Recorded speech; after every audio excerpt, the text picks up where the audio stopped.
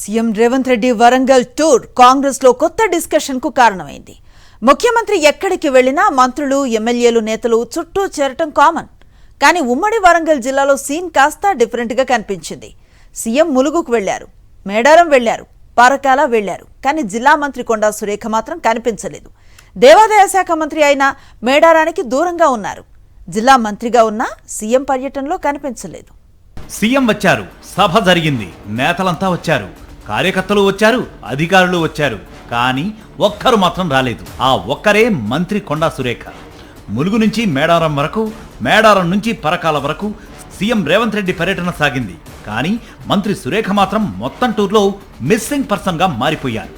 ఇక మేడారం అంటే దేవాదాయ శాఖకు ఎంత కీలకమో ప్రత్యేకంగా చెప్పాల్సిన పని లేదు. సమ్మక్క సారలమ్మ జాతర, మేడారం అభివృద్ధి పనులు అన్నీ దేవాదాయ శాఖ పరిధిలోనే.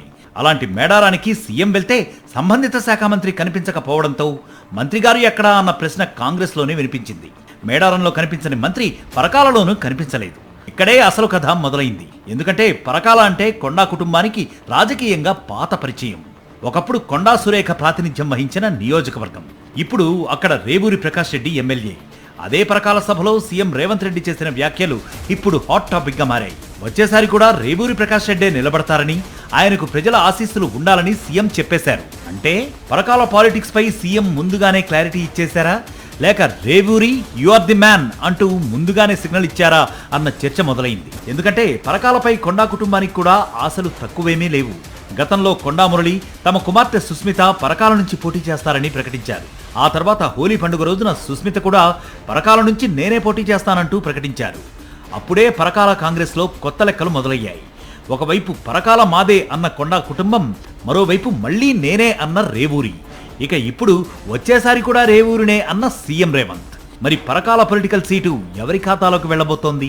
ఇదంతా ఒక ఎపిసోడ్ అయితే, కొండా కుటుంబం, కాంగ్రెస్ నేతల మధ్య గతంలో జరిగిన వార్ మరో ఎపిసోడ్. సీఎం రేవంత్ రెడ్డి, మంత్రి పొంగులేటి శ్రీనివాసరెడ్డి, రాజ్యసభ సభ్యుడు వేం నరేందర్ రెడ్డి, ఎమ్మెల్యేలు కడియం శ్రీహరి, నాయన రాజేందర్ రెడ్డి, రేవూరి ప్రకాష్ రెడ్డి, ఎమ్మెల్సీ బసవరాజ్ సారయ్యపై కొండా కుటుంబం గతంలో ఘాటు వ్యాఖ్యలు చేసింది.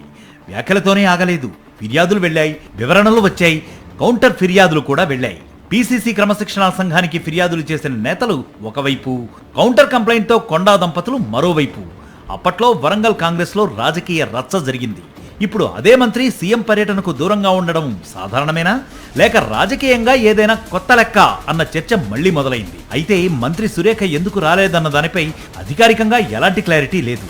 శాఖాపరమైన కార్యక్రమాలున్నాయా, ముందే ఫిక్స్ అయిన షెడ్యూల్ ఉందా, ఇతర అధికారిక పనుల్లో బిజీగా ఉన్నారా, లేక పరకాల రాజకీయ పరిణామాలే కారణమా అన్న ప్రశ్నలు చాలానే ఉన్నాయి. కానీ సమాధానం మాత్రం లేదు. కానీ రాజకీయాల్లో నేతలు కనిపించకపోతే నానార్థాలు వెతుకుతారు. ముఖ్యంగా సీఎం పర్యటనలో మంత్రి కనిపించకపోతే కెమెరాలు వెతుకుతాయి, నేతలు చర్చిస్తారు, కార్యకర్తలు లెక్కలు వేస్తారు. ఇప్పుడు వరంగల్ కాంగ్రెస్లోనూ అదే జరుగుతోంది.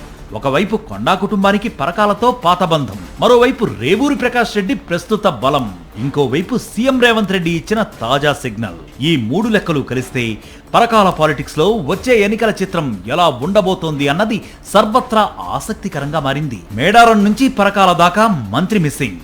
కానీ పరకాల రాజకీయాలపై మాత్రం చర్చ ఫుల్ పికప్ అందుకుంది.